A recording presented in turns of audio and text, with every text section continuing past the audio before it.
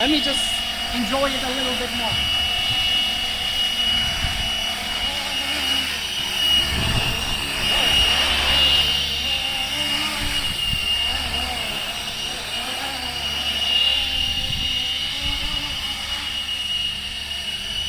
Actually, these tinted windows, they look very nice, right? And I've kept the rear windows open for the cooling of ESC.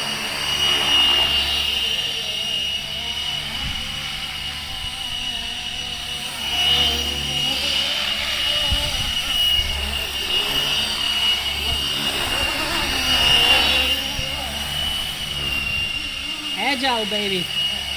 And this is nicely, you can see the gun moves as well. This is the switch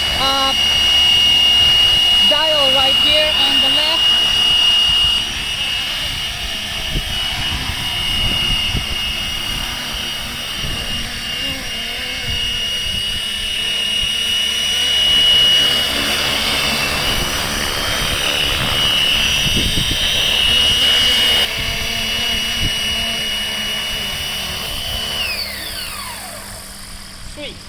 Crash, rebuild, bounce back, that's what I do.